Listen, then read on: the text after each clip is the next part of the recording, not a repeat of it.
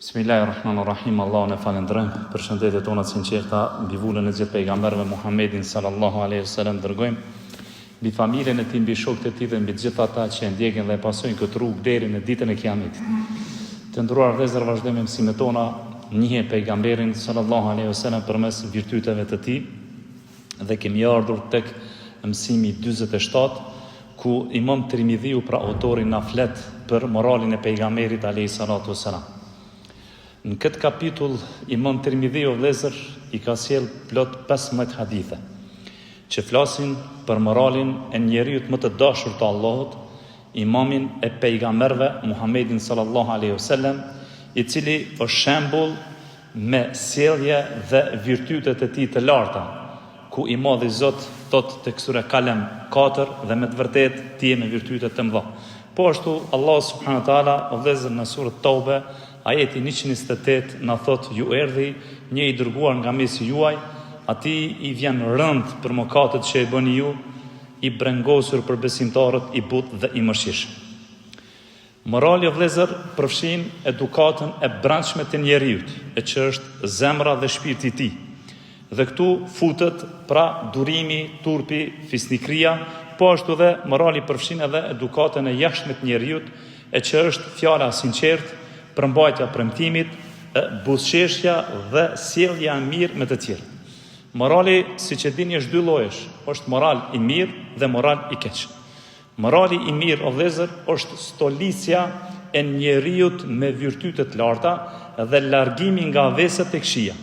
Dhe për t'i arritur ti virtytet e larta dhe për t'i larguar veset e këqija, kërkohet prej teje një përpjekje maksimale për ta edukuar veten tënde dhe për ta përmirësuar veten tënde me sjellje të mira dhe moral të mirë.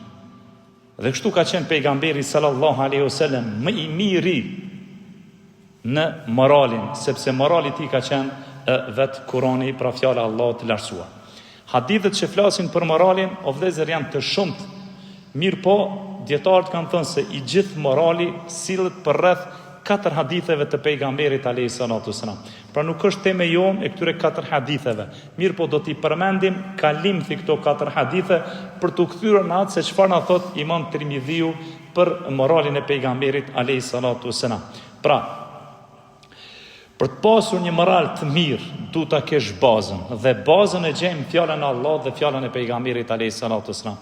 I dërguari i Allahut Muhamedi sallallahu alaihi wasallam thot: kush e beson Allahun dhe ditën e fundit, le të flas fjalë të mira ose le të heshtë. Kjo është një prej haditheve që është bazë në moral. Dhe për ta kapur ti këtë hadith të pejgamberit alayhi salatu wasalam, duhet ta kupton se çfarë po thot profeti i Zotit këtu, edhe duhet ta zbaton në jetën tënde këtë hadith, këtë fjalë të pejgamberit alayhi salatu wasalam, për të përmbledhur bazën e moralit të mirë. Pra profeti i Zotit çfarë po thot? Kush beson Allahun dhe ditën e fundit, le të flet fjalë të mira ose le të heshtë. Ky hadith i pejgamberit alayhi salatu wasalam, vëllezër, na ozon se njeriu duhet me kontrollu gjuhën e tij.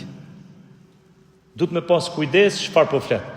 Pra, fillimisht të mendoj para se të flet, edhe pastaj të flet, që t'jetë i sigurt se mos ndoshta pra llafi që i del prej gojës së tij e lëndon dikon prej muslimanëve. Pra, ai i cili nuk e kontrollon gjuhën e mirë, nuk mund të jetë person i cili e ka moralin e mirë apo e ka plotësuar moralin e mirë. Dhe hadithi tjetër është hadithi ku i dërguari i Allahut Muhamedi sallallahu alaihi wasallam thot: prej cilësive të mira të besimtarit është braktisja e gjërave që nuk i përkasin. Ky hadith na udhëzon neve dhe na drejton neve se ne nuk duhet të jemi kurreshtar me pyet për disa gjëra që ty nuk takojnë ty, edhe as që të hynë punë ty. Po ashtu kemi hadithin e tretë, ku thot pejgamberi i Zotit Muhamedi sallallahu alaihi wasallam se e tregon Ebu Hurajra se një person erdhi tek i dërguari i Allahut, të cilin e kishte pyetur 3 herë në këshilla dhe pejgamberi i Zotit i ka thonë: mos u zemro. Pra ky hadith na ozon se njeriu duhet me kontrollu nefsin e vet. Dhe si pasojë mos kontrollimit të nefsit të vet, ku e çon? E çon zemrin. Dhe zemrimi çfarë bën? I bën dëm vetes dhe i bën dëm edhe i bën të tjerëve. Dhe hadithi i fundit që pra hoxha spjeguesi dhe komentuesi i virtyteve të pejgamberit alayhi salatu wasalam, Sheikh Abdulrazak al-Badr, e bjerë edhe hadithin e 4 ku thot pejgamberi i Zotit, nuk ka besuar askush prej jush përderisa të doj për vllahun e vet atë që e don për veten e tij. Pra ky hadith, për haditheve madhështore, na mëson se besimtari duhet me pas zemrën të pastër. Duhet me pas zemrën e tij të pastër. Duhet me kon larg smirës, larg zilis, larg xhelozis, edhe dëshiron për vllahun e tij atë që ja dëshiron vetes së vet. Këto ishin 4 hadithe që sillet i gjithë morali i besimtarit në këto 4 hadithe të pejgamberit alayhis salatu wasallam, sikurse që i kanë përmend pra ulemaj. Dhe autori Imam Tirmidhiu vëllezër e fillon kapitullin e tij me hadithin 343 nga Harija ibn Zeid ibn Thabit, i cili thot: një grup njerëzish hyn tek Zeid ibn Thabit dhe i than: na trego diçka nga hadithet e pejgamberit alayhis salatu wasallam. Dhe ky u përgjigj duke thënë se çfarë t'ju tregoj. Isha kojshi me pejgamberin e Zotit, kur i zbriste shpallja, dërgonte tek unë që ta shkruaj atë që i kishte zbritur. Kur e përmendim dynjan, e përmendte bashkë me neve. Kur e përmendim ahiretin, e përmendte bashkë me neve. Kur e përmendim ushimin, e përmendte bashkë me neve. Dhe pastaj vazhdon duke thënë se kjo ishte shkurtimisht ajo që po u tregoj juve për pejgamberin alayhis salatu wasalam. Pjesa e parë e hadithit o vëllezër, këta njerëz erdhën te Zeid ibn Thabit dhe i thanë: na trego diçka nga hadithi i pejgamberit. Çka e me kuptu kjo? Kjo e me kuptu o vëllezër se sa dëshirë të madhe kanë pasur gjeneratat e para musliman për ta dëgjuar hadithin e pejgamberit alayhis salatu wasalam, edhe për ta kërkuar dijen. Bazë e ajo është fjala Allah dhe fjala pejgamberit alayhis salatu wasalam. Pra shihet qartë dashuria e madhe e tyre për me ndëgju një hadith të pejgamberit alayhis salatu wasalam. Dhe Zeidi u tha atyre se çfarë t'ju tregoj unë juve. Me një fjalë po do m'ju thonë aty me se unë di shumë hadithe të pejgamberit alayhis salatu wasalam që flasin për edukatën, që flasin për moralin e tij. Pra çfarë t'ju tregoj unë juve, përderisa di shumë hadithe të pejgamberit alayhis salatu wasalam. Pastaj Zeidi u thot atyre, thot: kam qenë kojshi me pejgamberin alayhis salatu wasalam. Që do të thotë se i kam njohur shumë mirë virtytet dhe moralet e pejgamberit alayhis salatu wasalam, sepse shtëpia ime me shtëpinë e pejgamberit kanë qenë afër. E kam njohur shumë mirë profetin e Zotit Muhammed sallallahu alaihi wasallam. Po ashtu Zeid ibn Thabit o vëllezër ka qenë një prej sahabëve që e ka shkruar Kur'anin kur ati i ka zbrit pejgamberit alayhis salatu wasallam, dhe i dërguari Allahut pra e ka urdhëruar një prej tyre ka qenë shkruesi i Kur'anit, Zeid ibn Thabit. Çfarë jep me kuptu kjo? Jep me kuptu se sa i afërt ka qenë ky me pejgamberin e Zotit, pra e ka njohur për së afërmi të dërguarin Allahut Muhammedin sallallahu alaihi wasallam. Dhe çfarë thot Zeidi? Thot: kur ne flisnim për dynjan, i dërguari Allahut na shpjegonte neve dynjan dhe na tregojke neve që dynjaja nuk duhet të duhet. Dhe na thoshte neve mos e lakmoni këtë botë, këtë dynjan. Pse? Sepse ajo është më e parëndësishme tek Allah subhanahu wa taala. Se dynjaja nuk ka vlerë tek i madhi Zot as sa kraji mushkonjes. Pastaj thot: kur ne e përmendim ahiretin, edhe i dërguari Allahut e përmendte bashkë me neve. Pra duke na treguar neve se xheneti është vendbanimi i përhershëm, duke na treguar neve se Allahu Azza Jalla për njerëz të mirë, njerëz të devotshëm ka përgatitur dhurata dhe mirësi të mëdha për të njëjtën kohë. Allahu Azza Jalla pra ka përgatitur edhe ndëshkime të mëdha për ata të cilët pra e thënë urdhrin e Allahut subhanahu wa taala. Dhe pastaj thot: kur ne e përmendim ushqimin, e përmendte edhe ai bashkë me neve, por se i dërguari Allahut këtu na tregojke vlerën atij ushqimi, na tregojke kulturën dhe edepin e ngrënies së atij ushqimi, dhe na tregonte neve se çfarë përfitojmë ne prej këtij lloji të ushqimit. Dhe pjesa e fundit e hadithit të sahabijut të ndëruar është se kjo ishte shkurtimisht nga ajo çfarë ju tregoj juve për pejgamberin alayhis salatu wasalam.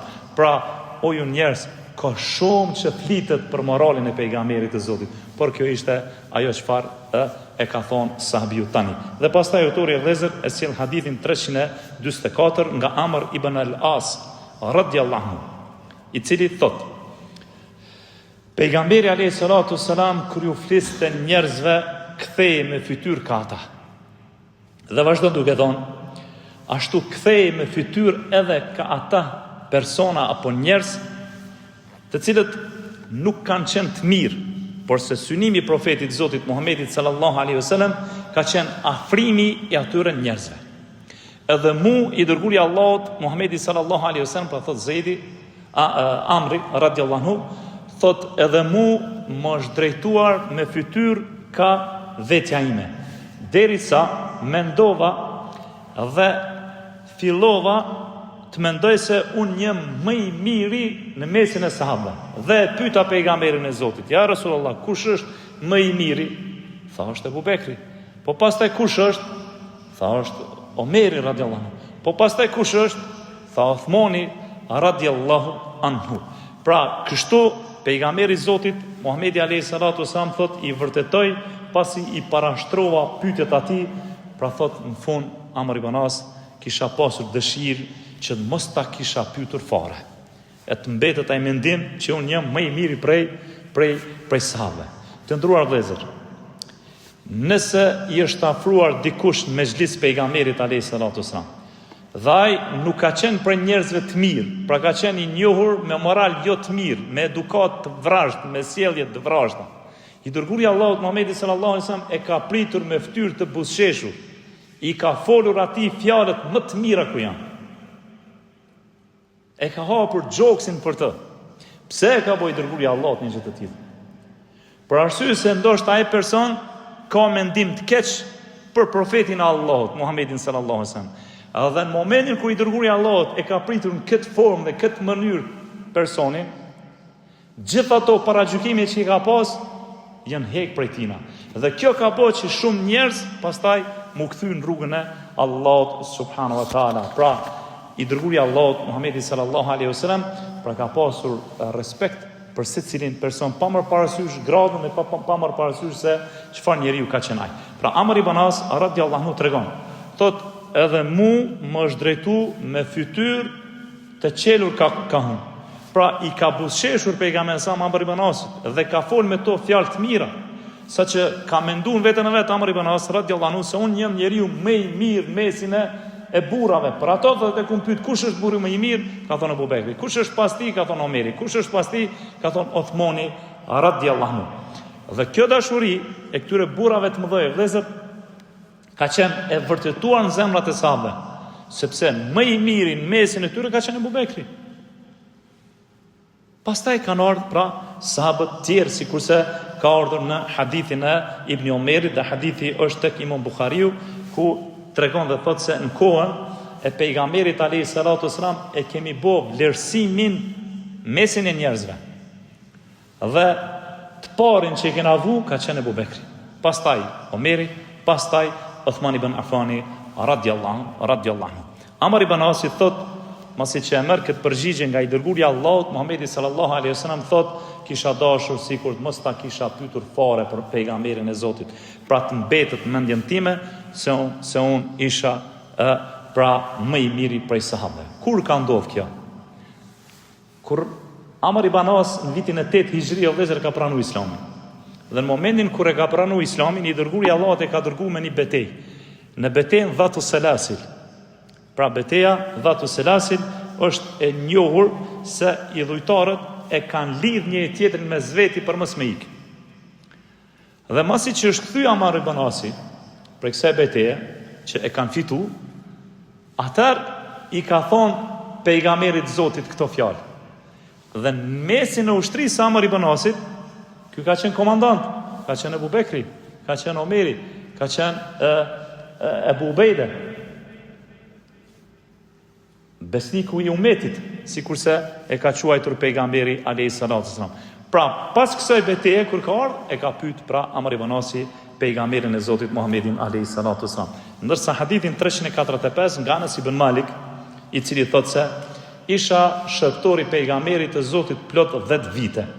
Dhe asnjëherë i dërguari i Allahut nuk më ka thënë uf. Dhe asnjëherë i dërguari i Allahut nuk më ka thënë për diçka të cilën e kam bër, pse e bëra, apo për diçka që nuk e kam bër, pse nuk e ke bë. Dhe ka thot ishte njeriu më i mirë në moralin e tij. Dhe thot nuk ka prek dora ime diçka prej mëndofshit. Dhe se dora pejgamberit Zotit jetë më e buta prej durve. Dhe pastaj vazhdon duke thonë gjithashtu thot nuk kam nuhatur miskun ndonjëherë më të mirë se sa era e njerëzve së pejgamberit të Zotit Muhammedit alayhi salatu wasalam. Enesi radiallahu anhu vëllezër këtë hadith na tregon se gjatë 10 viteve që kam qenë shërptori pejgamberit alayhi salatu wasalam, nuk kam dëgjuar të del prej gojës së pejgamberit alayhi salatu wasalam jo ndonjë fjalë e keqe, por as llafi ti uf. Çfarë do thotë kjo? Nuk është zemru asnjëherë pejgamberi i Zotit Muhammedi sallallahu alaihi wasallam. Sepse kur dikush i shërben dikuj 10 vite, është e pamundur mos me u shfaq dhe mos me dal defektet e njëri tjetrit. Dhe pastaj me fol për njëri tjetrin. Mirë po, Enesi radiallahu anhu thotë plot 10 vite të tëra sa i kum shërby profetit të Zotit, asnjëherë nuk është zemru me mu dhe as që ka thonë ndonjë llaf dhe nuk ka dal pra llafi prej gojës ti as fjala uf. Kjo do thotë se vërtet i dërguari Allahut Muhamedi sallallahu alaihi wasallam ka qenë i përsosur në moralin e tij, sikur se na tregon nëna e besimtarëve Aisha radhiyallahu anha, hadithin e Imam Muslimit, thotë nuk gjendet butësia në ndonjë gjë veç se e zbukuron atë dhe nuk hiqet prej ndonjë gjëje veç se e shëmton atë. Pra i dërguari Allahut ka qenë i butë me njerëzit, ka qenë i mirë me njerëzit, nuk i ka rëndu njerëz me fjalë. Pastaj Zejdi radiallahu anhu tregon se gjatë këtyre 10 viteve thot ku mbo vepra dhe i dërguari Allahut Muhamedi sallallahu alaihi wasallam nuk ka thonë o Zeid pse e bëre ose pse nuk e bëre këto. Dhe i dërguari Allahut thot nuk ka qërtu kur. Pse nuk e ka qërtu? Nuk e ka qërtu se nuk ka të bëjë diçka që lidhet me dinin e Allahut të lartësuar, por se që lidhet me diçka që ka të bëjë me dynjon, me moralin. Pra, i dërguari Allahut Muhamedi sallallahu alaihi wasallam, pra në shërbimet mes tij dhe Zeidit, i dërguari Allahut Muhamedi sallallahu alaihi wasallam nuk i ka folur nëse ai ka gabu diçka ose ka bë diçka, por ka hesht. Mirë po, nuk ka hesht i dërguari Allahut nëse dikush ka bë shkelje apo thyrje të ndonjë rregull për rregullave të fesë. Dhe nëse dikush bën shkelje të ndonjë rregull për rregullave të fesë, atëherë ti nuk duhet me hesht, duhet me përmirësu dhe duhet me qortu në mënyrën më të mirë dhe më të butë mundshme për t'ja zbutat i zemrën dhe për t'i treguar se kjo çfarë ti e ke bë, pra nuk është në rregull. Pastaj vëllezër, në këtë hadith apo ky hadith është edhe lart për Anas ibn Malikun radiallahu anhu. Pse është lart për Anas ibn Malikun? Sepse Anas ibn Malikun nuk ka lënë mongë diçka të fesë pa e bë. Se po të kishte lënë diçka mongu, atëherë pejgamberi Zotit Muhamedi sallallahu alaihi wasallam do ta kishte qortu. Për çato edhe ky hadith është lart për Anas ibn Malikun pra radiallahu anhu.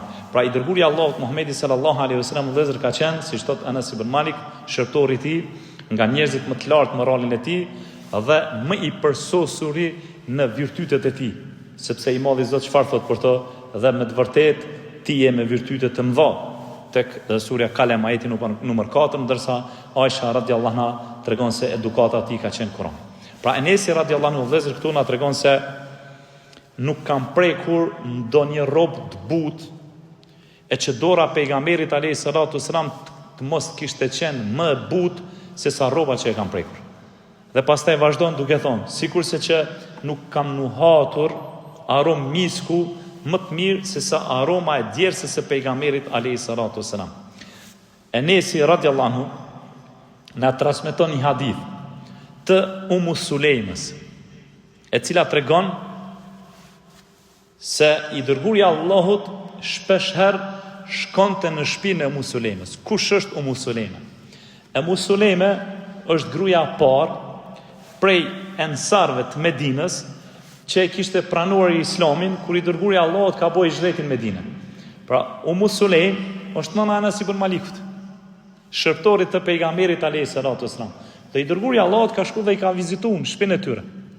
Dhe Në Anas ibn Malikut tregon, dhe i dërguari Allahut sa herë që vinte në shtëpinë tonë, ka pushu pak, ka flejt pak, dhe thot ja ku mshtru një shtrat prej lëkure, në të cilën ka flejt pejgamberi alayhi salatu wassalam. Dhe pastaj thot i dërguari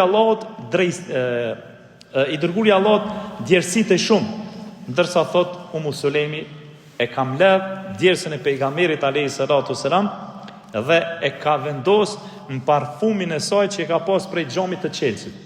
Dhe kur i ka dal xhumi profetit Zotit, i ka thonë: "O ju Sulejm, çfarë është kjo që e duke bo?" I përgjigjet dhe i thot: "O i dërguari i Allahut, kjo është djersa jote, po ja shtoj parfumit tënd." Kto po e tregon pra nëna e Anas ibn Malikut. Çfarë tha Anas ibn Maliku më lart? Tha: "Nuk kam nuhatur aromë misku e që aroma e njerëzve të pejgamberit tjetë më mirë se ajo." Ky hadith tjetër që është tek Imam Muslimi po e vërteton ato se çfarë po thot Anas ibn Maliku për njerëzën e pejgamberit alayhi salatu wasallam. Pra Allah subhanahu wa taala vëllezër e ka lartësu, e ka veçu, i ka dhënë virtyte edhe morale më të larta të dërguarit të tij Muhamedit alayhi salatu wasallam. Dhe pastaj autori vëllezër na bjerr hadithin 346, po ashtu nga Anas ibn Malik, i cili thot: "Pranë pejgamberit alayhi salatu wasallam ishte një njeri tek i cili shihej një copë e verdhë në trup. Ndërsa në copë të verdhë thot kishte gjurmë nga shafroni." Dhe vazhdon Enesi duke thonë: Pejgamberi alayhi salatu wasalam as kujt nuk i është drejtuar me fjalë të rënda. Dhe kur është largu prej mezhlisit ky person, i dërguari i Allahut i është drejtuar sahabëve dhe ju ka thonë: "Sikur të i thoshit ju atij që ta largoj shafronin prej trupit që e ka pas ky person." Kjo gjurmë e verdhë, e cila ka qenë e dukshme, ka qenë zbukurim në rrobën atij personi me aromë shafroni. Mirë po, aromën e shafronit kush e kanë përdorur? E kanë përdorur gratë. Sepse kjo aromë nuk është nuhat prej së largëti. Mirë po, ngjyra e saj ka qenë e dukshme, ai ka pa i dërguari i Allahut ngjyrën e saj. Dhe është veçu, ngjyra e saj është veçu e cila ka qenë me aromë shafron. Sepse këtë aromë e kanë përdorur gratë e jo burrat. Domethënë ka qenë parfum dhe misk për gratë. Pastaj çfarë thot pejgamberi i Zotit? Thot: "Sikur të i thoshnit ta largoj prej saj shafronin." Sepse në shumicën e rasteve vëllezër, pejgamberi alayhi salatu wasalam nuk i është drejtuar njerëzve nëse ka pa diçka që nuk i ka pëlqyer profetit Zotit. Nuk i është drejtuar direkt me mezhlis. Por nëse e ka pa të arsyeshme se dobia është më e madhe për të folur në mezhlis, që me përfitu sahabët, i dërguari i Allahut ka reagu dhe ka fol, sikurse që është rasti na kena përmend, se kur me emrin profetit nuk i ka fol dikujt nëse ka bën ndonjë shkelje. Por ka thonë: "Çka është halli i filonit?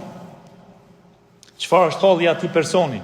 E kështu me radhë. Kështu ka qenë pejgamberi alayhi salatu wasalam. Pra nuk ju ka fol njerëzve drejt për drejt, por nëse e ka kërkuar situata që ka qenë në favor të besimtarëve, me përfitu besimtarët, atëherë i dërguari i Allahut Muhamedi sallallahu alaihi wasallam ka fol direkt që të përfitojnë edhe të tjerë. Pra i dërguari i Allahut Muhamedi sallallahu alaihi wasallam, masi që ka shku ky person, ju ka thonë sahabëve, thoni atij që mos ta përdor shafronin.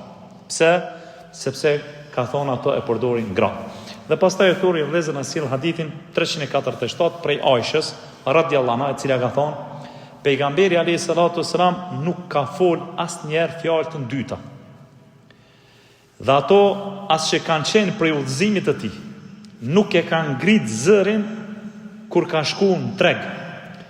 Dhe pastaj ka thonë: të keqen asnjëherë nuk e ka kthy me të keqe, por ka qenë për atyre që ka fal dhe ishte zemërgjër. Pra pejgamberi alayhi salatu wasalam u vëzër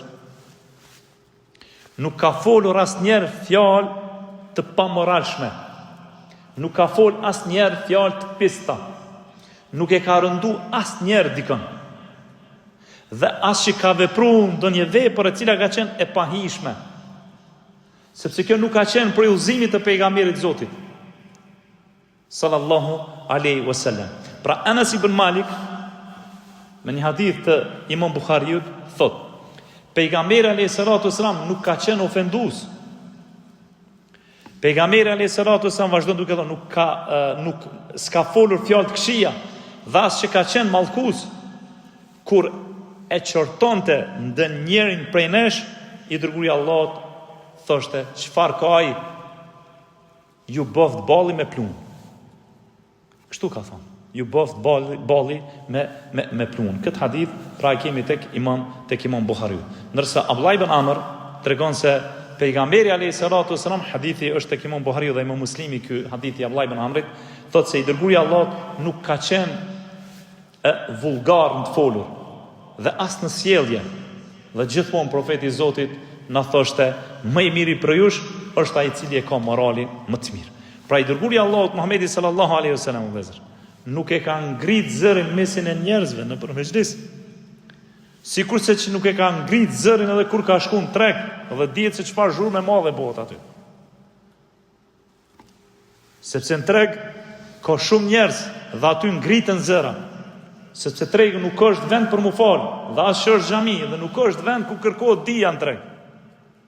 Por është treg ku ngritën zërat, njerëz bërtasin, dhe syni i robit shet gjërat çuditshme, edhe ndëgjon llave të habitshme që nuk janë në parimet e fesë Allahut subhanahu wa taala. Dhe për shkak këtyre gjërave, pra pejgamberi alayhi salatu wasalam nuk e ka pëlqyer tregun, sikur se ka ardhur hadithi i saktë tek Imam Muslimi, se i dërguari i Allahut ka thënë: vendet më të dashura janë xhamit, kurse vendet më të urryera te Allahu janë tregjet. Pra vendet më të dashura te Allahu janë xhamit, vendet më të urryera te Allahu janë tregjet. Pse? Sepse aty zotruna njëri shet gjithçka, shet gjëra të pahishme, dëgjon llafe të pahishme, shet intriga dhe mashtrime të shumta. Për ato pejgamberi alayhi salatu wasalam pra nuk e ka çmu një gjë të tillë dhe nuk e ka preferuar. Nëse dikush i ka bo padrejtësi pejgamberit alayhi salatu wasalam, asnjëherë të keqen nuk e ka kthy me të keqe. Por i dërguari i Allahut o vëllezër, të keqen e ka kthy me më të mirën të mundshme për të. Por nëse dikush dëshiron t'ja kthej dikush të keqen, pra nëse dikush dëshiron t'ja kthej dikujt të keqen me të keqe, a lejohet kjo në fenë Allahut? Po lejohet kjo në fenë Allahut. Nëse dikush ty t'ka bo keq, edhe ti po dush me ja kthy njëjtë, lejohet. Mirë po ka rregull këtu. Kush është rregull? Cila është rregulla? Mos me ja kthy me të keqe më të madhe se ajo që ta ka bo ty, por me ja kthy me të njëjtën sa ta ka bo ai ty atë keqe. A kemi argument? Po është fjala Allahut e lartësuar. Ndëshkimi të keqes bëhet me të njëjtën mas, jo më tepër. Ashtu sa të ka dëmtu ty, dëmtoj edhe ti. Mirë po, udhëzimi më i miri kujt është? Udhëzimi i pejgamberit alayhi salatu wasalam. A e ka kthy dërguari i Allahut të keqen me të keqe? Jo. Por çfarë ka bëj dërguari i Allahut? Të keqen e ka kthyer me të mirë, sikurse që është fjala e të Madhit Zot, pra vazhdimi i këtij ajeti ku thotë i Madhi Zot: e kush fal edhe e bën pajtimin, shpërblimi i tij është tek Allahu. Edhe nëse ai të ka bëu ty keq, fale. Mos ja kthe me të keqe. Fale se e ki shpërblimin tek Allahu subhanahu wa taala. Vërtet Allahu nuk i do zullumçar. Ka ardhur një hadith tjetër që është tek Imam Buhariu, Ata ibn Yasir tregon, thot e kum taku Abdullah ibn Amr ibn Asim. Abdullah është djali i Amr ibn Asit, radhiyallahu anhu. Dhe i kum thonë: o Abdullah, më trego rreth përshkrimit të pejgamberit alayhi salatu wassalam në Tevrat. Trego se si e përshkruan Tevrati të dërguarin Allahut Muhammedin sallallahu alaihi wasallam. Më tha po. Dhe thot betojmë në Allahun se në Tevrat është përshkruar pejgamberi Zotit me disa cilësi të cilat Allahu subhanahu wa taala i ka tregu në Kur'an. Dhe prej tyre se është hadith shumë i gjatë, po prej tyre i ka përmend se o Muhammed, nuk je i pamoralshëm e as i vrasht, as që e ngrit zërin treg, as që e kthen të keqen me të keqe, por i toleron dhe i fal gabimet. Pra i dërguari Allahut Muhamedi sallallahu alaihi wasallam, vëllezër, nuk e ka kthy të keqen me të keqe, por e ka kthy me të mirë. As që e ka ngrit zërin, tham, shërtori i tij 10 vite, kur njerë nuk i ka thonë, pse e bon ose pse nuk e bon. Asnjëherë nuk i ka fol. Çka tregon kjo?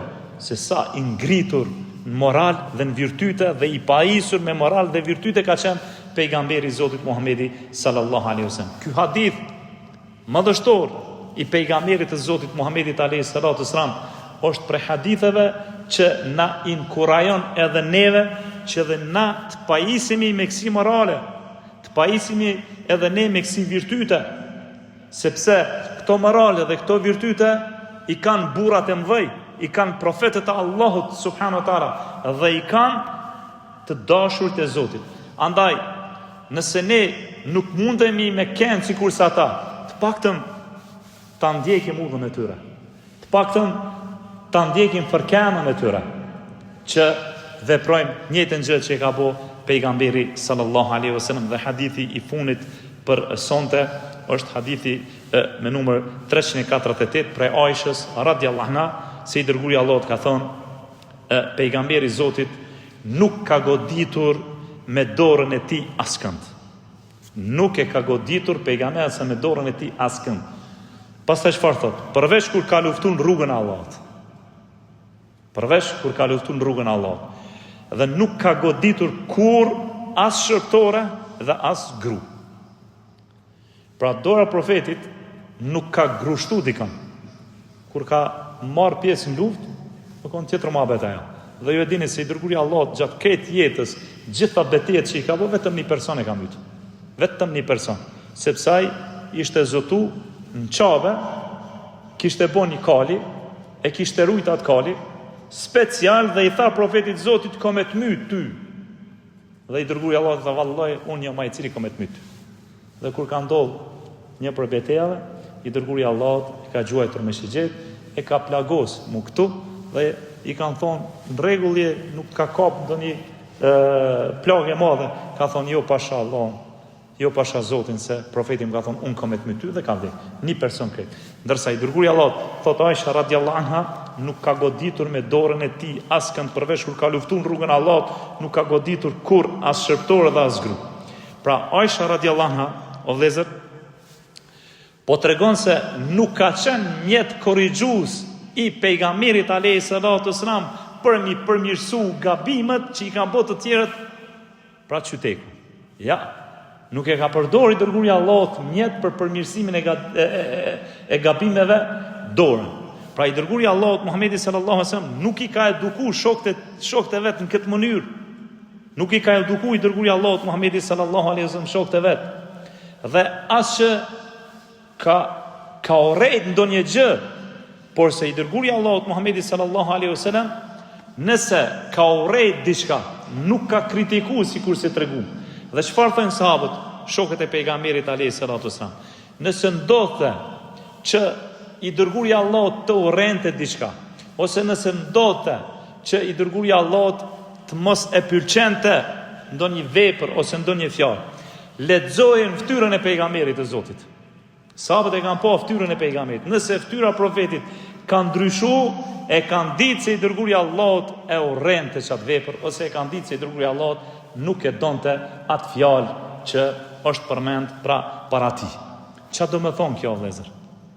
Kjo e kanë treguar neve se kjo është një edukat madhështore e cila nuk ka shembull të tillë. Kështu ka qenë pejgamberi i Zotit Muhamedi sallallahu alaihi wasallam. Ky është dersion për sonte, me shpresë që të takohemi në dersin e radhës pas qatësisë, vazhdimin e haditheve të mbetura o sallallahu alaihi wasallam.